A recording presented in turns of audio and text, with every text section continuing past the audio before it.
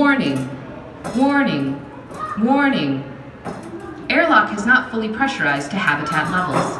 Access denied until pressurization is complete to prevent cavitation and negative physical effects to your body. Please try again later. Hey everyone, Boardgame Brody here with Meeple Mountain. I was sent a copy of Space Explorers by 25th Century Games, which is now available in Barnes & Noble. So hopefully you can check out this video and see if you think you'll like the game, and then you will know where to grab it at. Space Explorers is a tableau building game that has some similarities to Splendor. A big difference is that in Space Explorers, your resources, which are known as research tokens, are limited in the game. Each player starts with one of each, and each time that you use them, you'll pass them to the next player, giving them more options for their turn. It's pretty crazy if you think about it. You'll be helping yourself by using them to purchase your specialist cards that will give you in-game points and a bonus, and at the same time you'll be helping your neighbor by giving them more research tokens so that they can also purchase more specialist cards for themselves. Once you have bonuses on some of these cards, then they will pay for some of the cost or even give you a discount for what you need to pay depending on the number that you have collected. You will want to use these bonuses or discounts as much as possible, as you will give your opponents less and less research tokens and rely more on your specialist to help you keep building your specialist pool.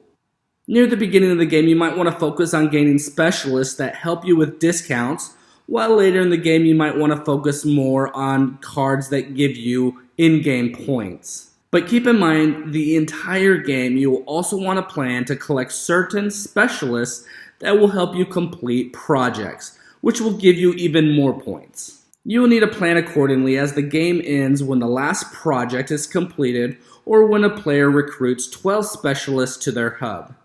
Points are counted up from your completed projects and the specialists that you recruited in your hub, and some of which will give you points for a specific criteria.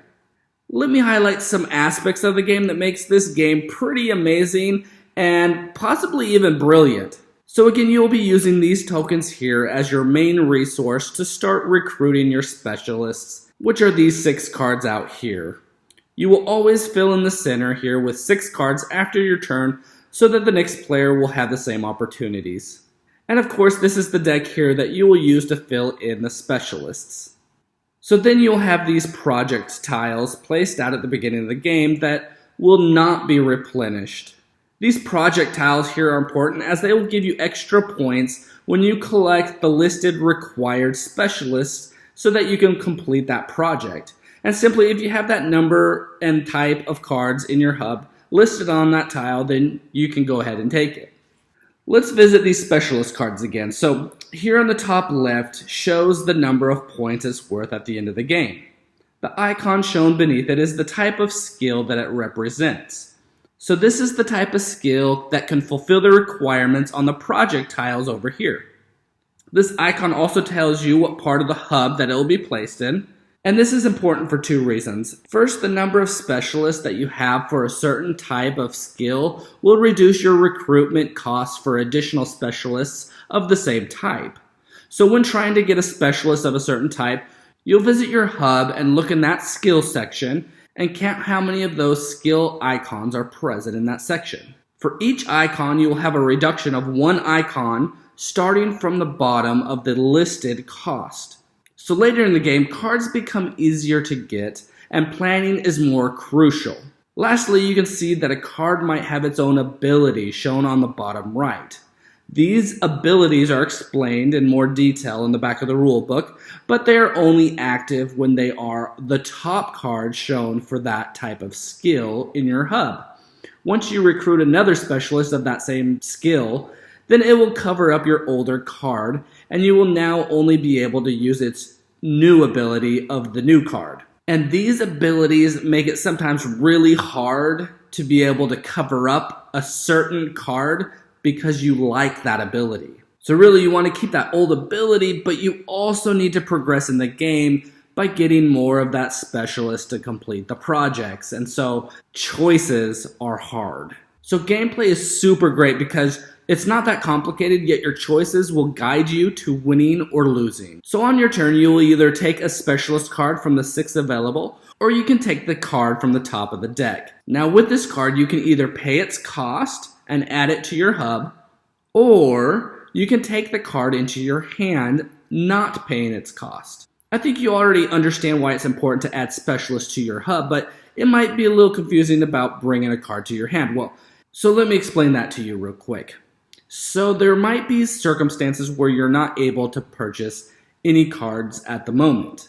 So you can take a card in your hand that you possibly want to plan on getting and putting in your hub. So taking it into your hand prevents other players from taking it.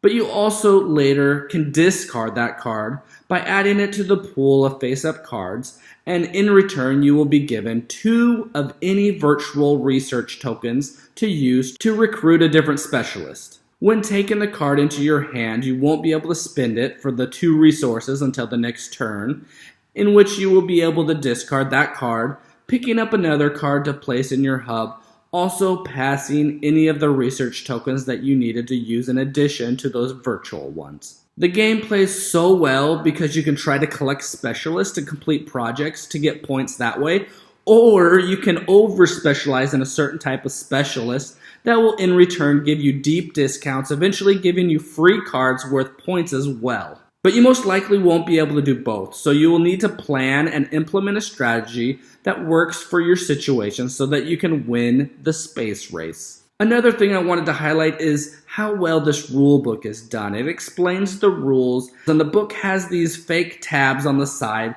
that help you find part of the book you're looking for. It even has an example of gameplay between Neil, Yuri, and Valentina.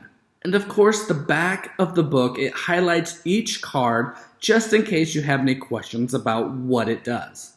On the very back side of the book, it also has a section that highlights the information that you might need to refer to often, especially when you haven't played the game for a while. Like for me, I always forget how many specialist cards ends the game. And so boom, there it is right there. You can see it on the back of the book, 12 cards. The only 2 things I wish the game had was different art for each card.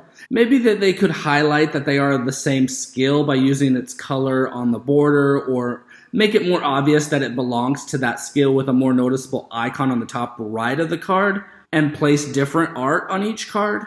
Also, since I'm comparing it to Splendor, Splendor has these lovely poker type chips that are used for the resources and have something with the clank, and something to hold on to that feels nice. I wish this game had something similar, like plastic pieces to represent each type of research, or something that gives your hands a little more textile feel to it, something a little bit better than these little cardboard tokens. It would just really enhance the game for me.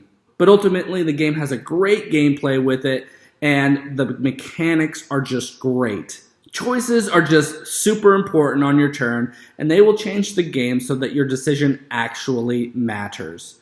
With all this information, I will be competing in the space race for a long, long time in Space Explorers by 25th Century Games. Again, this is Boardgame Brody. I hope you enjoyed this video. Stick around and check out some other board game reviews to see what you might want to get to the table. 3, 2, 1, blast off!